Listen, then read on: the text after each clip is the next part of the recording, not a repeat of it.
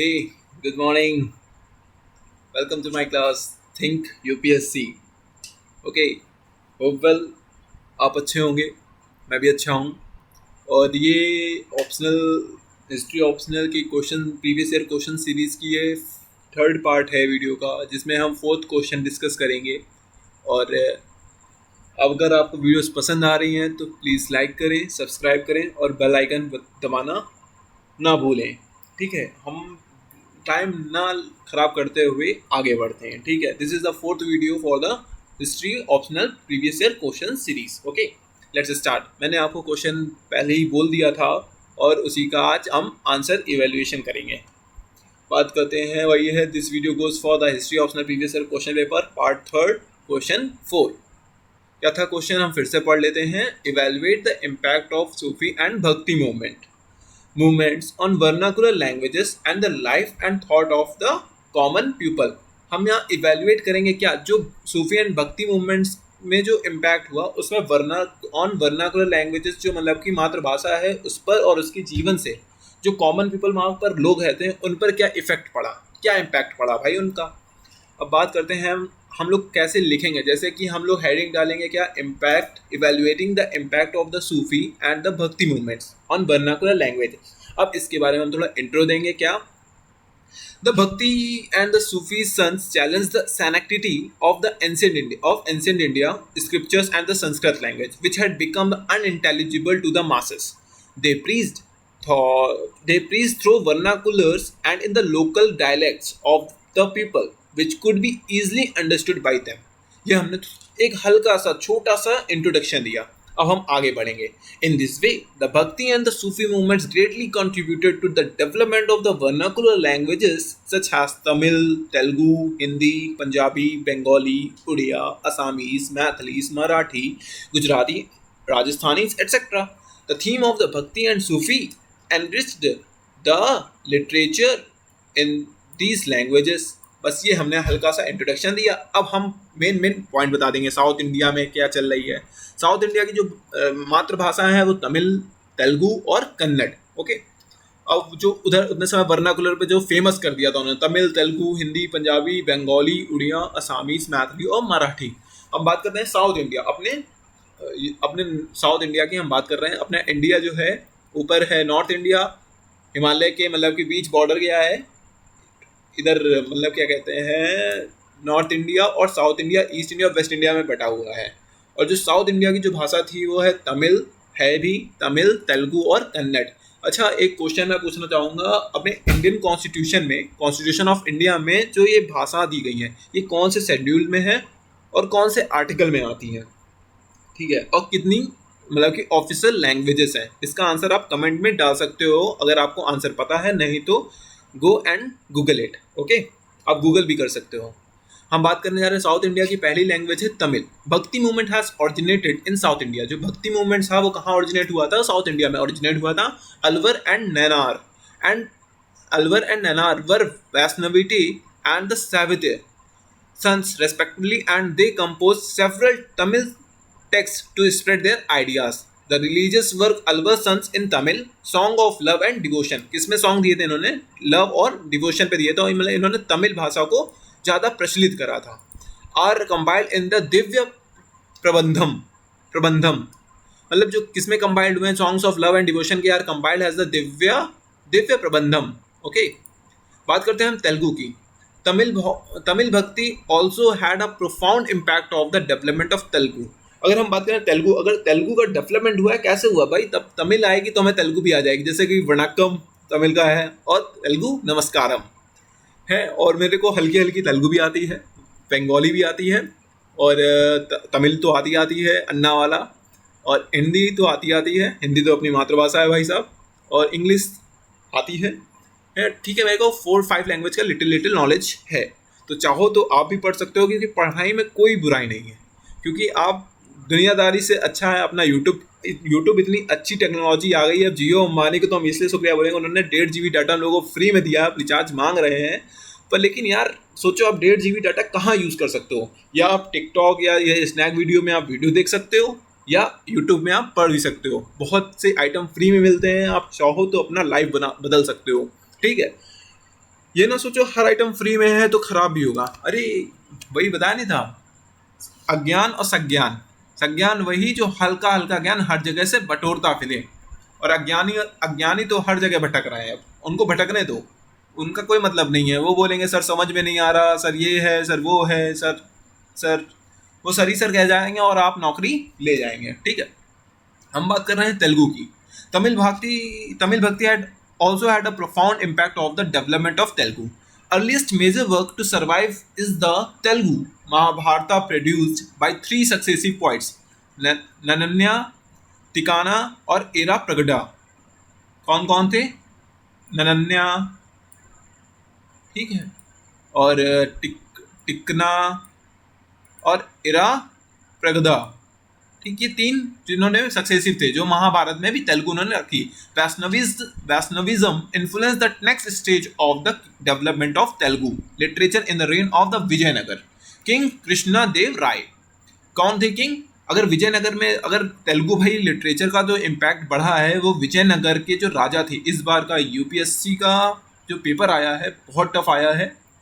History तो भाई पूछी नहीं गई है। आप जो एंशियंट उठा के पढ़ते हो, आप मिडवल के लिए सतीश चंद्रा पढ़ते हो, मॉडर्न के लिए विपिन चंद्रा पढ़ते हो, भाई हिस्ट्री लाजवाब आई है। लोग सोच नहीं सकते, लॉकडाउन भर का पूरा इंतजाम टीचरों ने क्वेश्चन छांटने में लगाया है। मैं तो यही कहूँगा, लॉकडाउन में उन्होंने सोचा बच्चे कहाँ कहाँ से पढ़ रहे होंगे, चलो यहाँ से भी क्वेश्चन देते हैं, वहाँ से भी क्वेश्चन देते हैं, ऐसे ऐसे क्वेश्चन, मतलब कि कठिन। और अनुवाद तो ऐसा हुआ है एज अ लिटरेचर, इसलिए फोकस करिए, इंग्लिश को अपनी प्राथमिकता बनाए, क्योंकि आयोग कैसा ट्रांसलेशन कर रहा है उसे खुद नहीं पता है।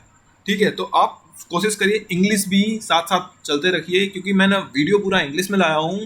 आई am comfortable in both languages as well as Hindi and English. तो ठीक है, ट्राई करिए कि इंग्लिश में चेंज हुई है अब, क्योंकि भाई इंग्लिश क्या है, अब है मातृभाषा हम लोगों की हिंदी पर, लेकिन हमेशा से इंग्लिश चली आ रही है, तो इंग्लिश में कंफर्टेबल हुई है आप भी और मैं भी हूँ।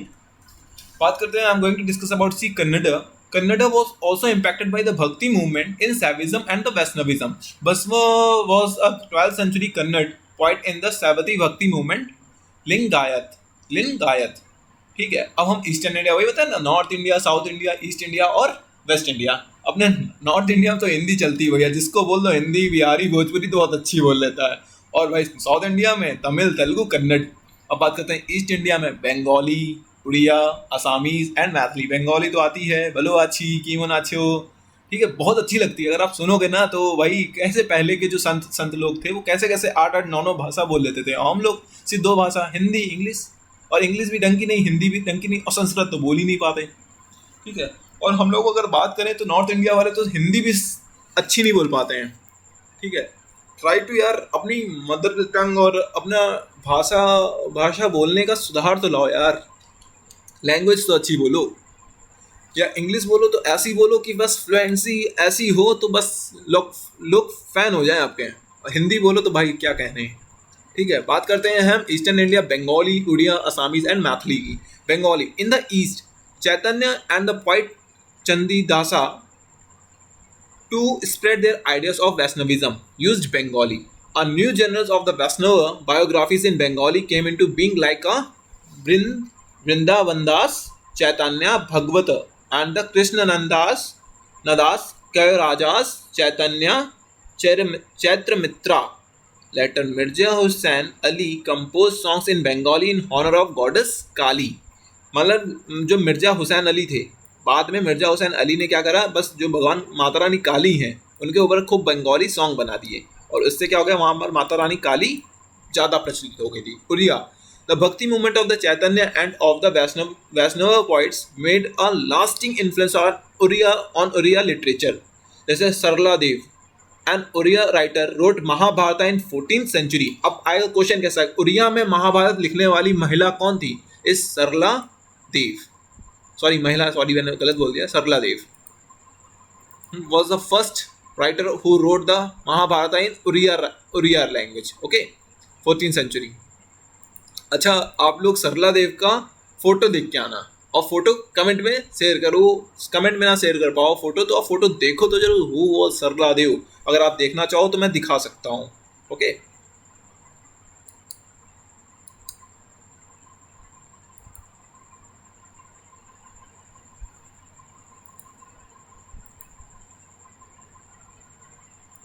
सरला देव.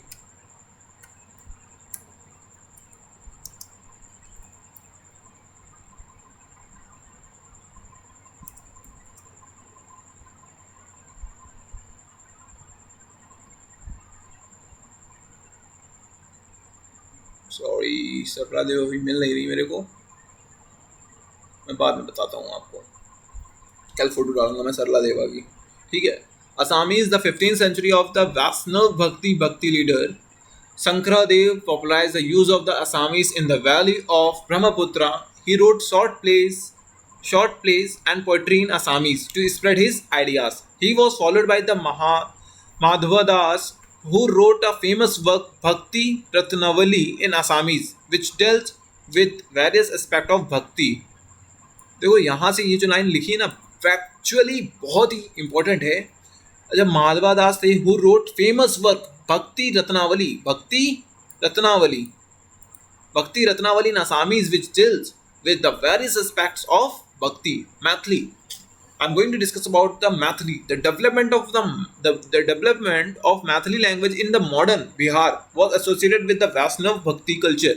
Vidyapati is the most prominent poet and writer in Mathili who wrote a story and the poet devoted to the Radha Krishna and Shiva. Western India, Rajasthani और गुजराती. आओ पधारो मारे देश. ठीक है, राजस्थानी. द भक्ति संत Mirabai composed her song in the Rajasthani. She was, however, influenced by the poem of Bhakti Sants who composed in Hindi. Gujarati.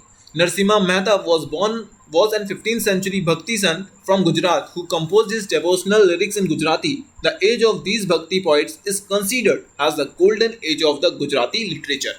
I am going to discuss about Punjabi. ठीक है. Baba Farid, a mystic Sufi poet, was the pioneer of the new school of poetry in Punjabi. Guru Nanak contributed to the development of the Punjabi through his poetry in 15th century. Later, Sikh Gurus contributed to the enrichment of Punjabi language. Guru Arjan Dev compiled the Adi Granth in 1604. It contains work of some great sons of the medieval India like Kabir, Farid, Namdev, Surdas, Mirabai and Ravidas.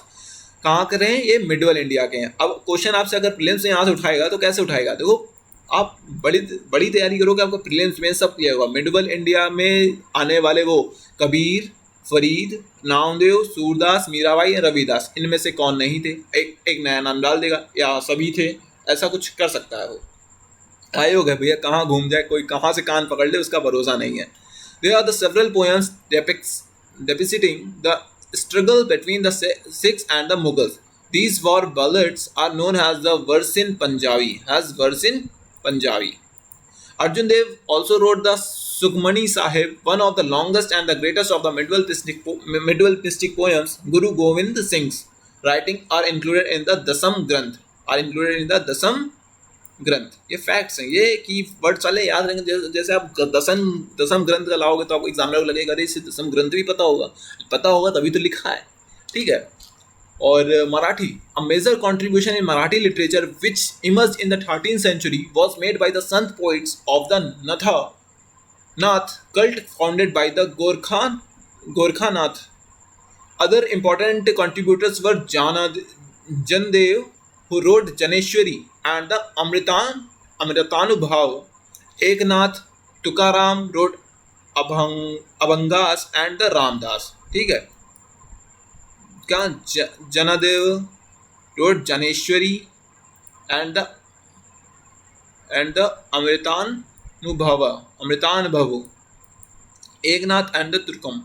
Marathi literature received its high level due to the writings of the Eknath and the Tukaram. Eknath compiled his great commentary on the Bhagavad Gita in 1563. He also wrote Bhavarta Ramayana. Mukteshwar completed the translation of Mahabharata. Tukaram's devotional lyrics have become popular among the masses. Hindi. I am going to discuss about the language Hindi. Amir Khusro was a 13th century Sufi poet. He wrote poetry in Hindavi, Punjabi and Persian. Hindavi was earlier form of Hindi. Adi Kala, the first stage of the Hindi literature, was the richest period in the history of Hindi literature. Major literature contributions were made by Bhakti and the Sufi poets. Bhakti poets were Kabir, Guru Nanak, Dadu, Sundardas, Tulsidas wrote Ramcharitmanas, Surdas wrote Sursagar, Mirabai, etc. The mystic poet Dadu, Dadu Dayal, Dadu Dayal 16th century composed devotional songs in Braj Bhasa. Malik Mohammad जैसी road Padmavati, Malik Mohammad, अब पद्मावती अब movie ना समझ लीजिएगा, ठीक है। ये मलिक मोहम्मद जैसी ने कब लिख ली होगी आप अनुमान भी नहीं लगा सकते हो। नूर मोहम्मद, द मिडवल टाइम चल रहा था, नूर मोहम्मद रोड इंद्रावती। अब्दुल रहीम खान खाने खाना रोड सेवरल दोहास लाइक रहीम दोहावली कंट्रीब्यूटेड। जो अब्दुल रहीम खाने खाना थे ये कहाँ कब के थे? ये अकबर के यहाँ के थे। अकबर के जो बैरम खां वो थे गुरु, उनके पुत्र थे ये रहीम खाने खाना बुलाते थे इन्हें, ठीक है। Contributed greatly to the development of Hindi. Raj Khan wrote beautiful poem of the प्रेम पत्रिका on Lord Krishna. अब देख लो नाम क्या है, राज खान, और ये किस पे पोएम लिख रहे हैं? लॉर्ड कृष्णा पे। अब यहाँ समझ लो तो मिडवल इंडिया में कोई जात पात नहीं थी, तो अभी क्यों हिंदू मुस्लिम में मरे जा रहे हो यार तुम लोग। देखो राज खान किसके भक्त थे? Prem Patrika on lord Krishna and his life in Vrindavan, Raj Khan ने लिखी थी। सोच रहा हूँ वो मुसलमान थे और लिख किस पे रहे थे? ये रहीम दास जी थे मुसलमान, फेमस किसके लिए थे? दोहा लाइक तो लिखे, और ये भी कृष्ण जी के भक्त थे, ठीक है। हम बात करते हैं Urdu. The Sufi saints wrote poetry in Urdu which greatly helped in the development of the Urdu literature. The Sufi elements is quite strong is Urdu. The ghazal appears to suit the Sufi mode of thought, as in the songs or padas relating to the Krishna cut, the mystical and the erotic merged in the ghazals too. Amir Khusro composed many Urdu verses. Miranji Sam al-Ushasak established Urdu as a recognized medium of Sufi narrative verse. Sufi sons freely transplanted Persian and the Arabic religious vocabulary and the form of do and the experience into Urdu. बात करने जा रहा है impact of Sufi and भक्ति movements on life and thought of the common people. अब ये जो impact पड़ा सूफी, और हमने ऊपर फैक्ट्स सब बता डाले हैं आपको, जितने भी फैक्ट्स उर्दू, हिंदी, फारसी, पंजाबी, ठीक है, सब बता डाले, तमिल, तेलुगु सब बता डाले। अब बात करने जा इम्पैक्ट ऑफ, अब कॉमन पीपल में इनका इम्पैक्ट कैसे पड़ा। द भक्ति मूवमेंट दो originated in the south assumed the form of a widespread mass movement which embraced practically the whole of the country. Perhaps after the decline of the Buddhism there had never been a more widespread and a popular movement in India than the Bhakti movement. It achieved to be a considerable extent to the objective it set forth. According to Professor A.L. Srivastava, the Bhakti movement had two main objectives. कितने main objectives थे Professor A.L. Srivastava के? 2. सुनना ध्यान से.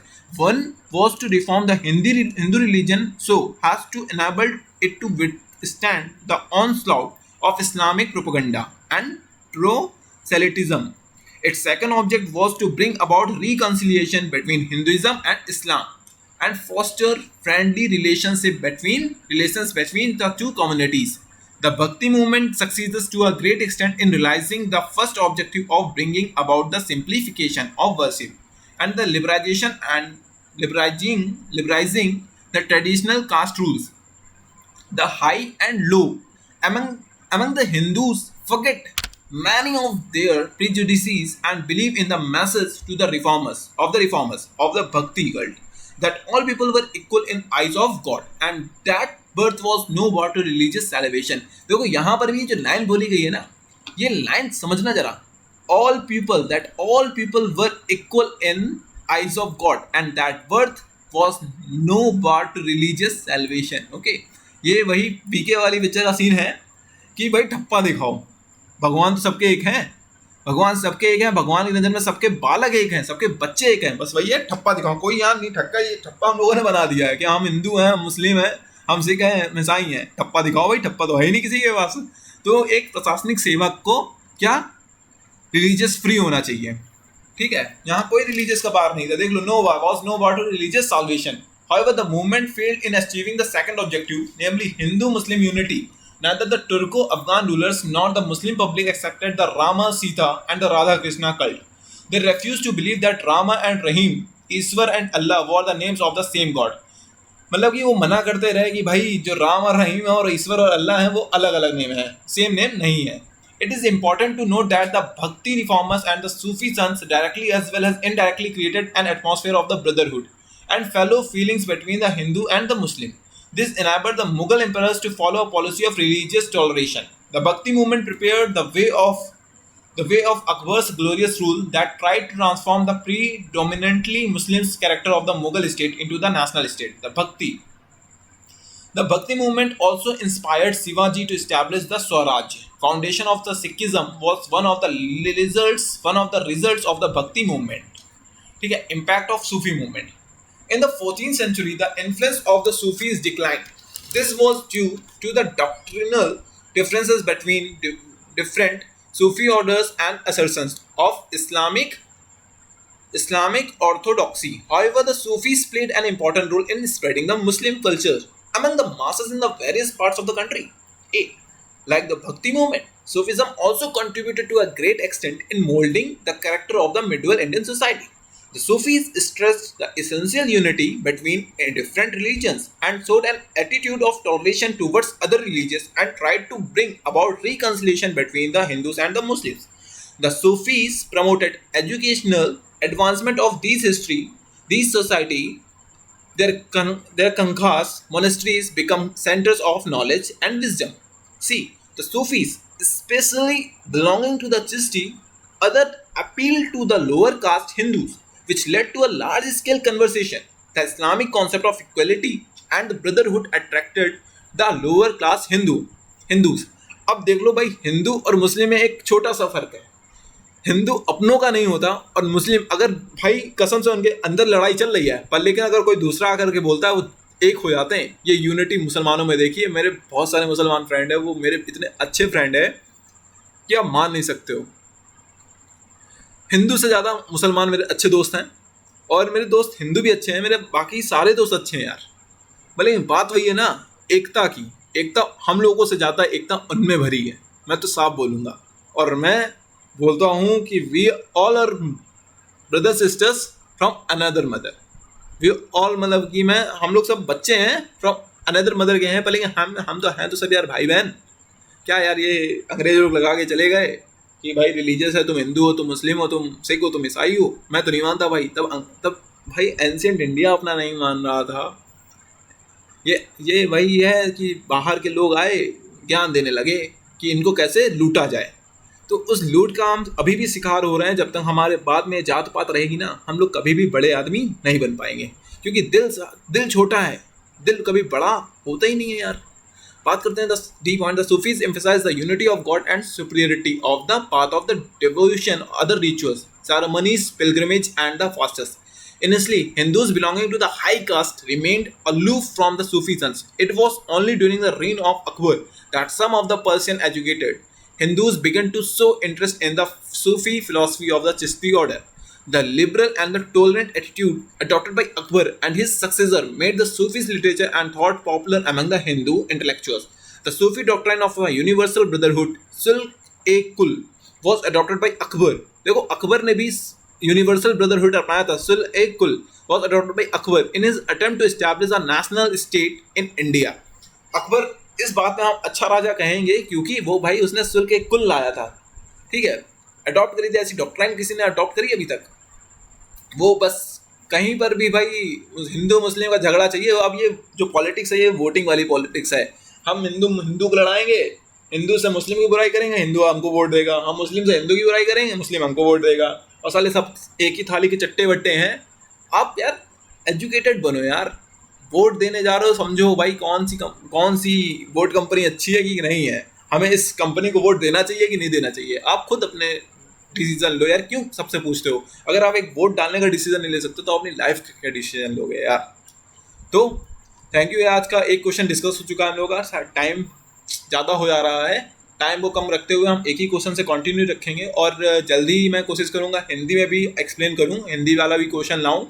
History optionally का रहेगा. और thank you so much. Please subscribe और शेयर करना ना भूलें. Thank you so much. अगर आपको कोई क्वेरी पूछनी है तो आप कमेंट सेक्शन में डाल सकते हो. और कोई भी क्वेरी पूछनी है तो आप डाल सकते हो. एनी सब्जेक्ट से रिलेटेड, जीएस से तो खासकर रिलेटेड हो मैं डाल दूंगा. इंग्लिश, हिंदी, मैथ, आपको किसी में भी क्वेरी लेनी है आप दे दो, मेरे को टाइम मिलेगा तो मैं आंसर तुरंत दूंगा। Thank you, bye bye, good, have a good day.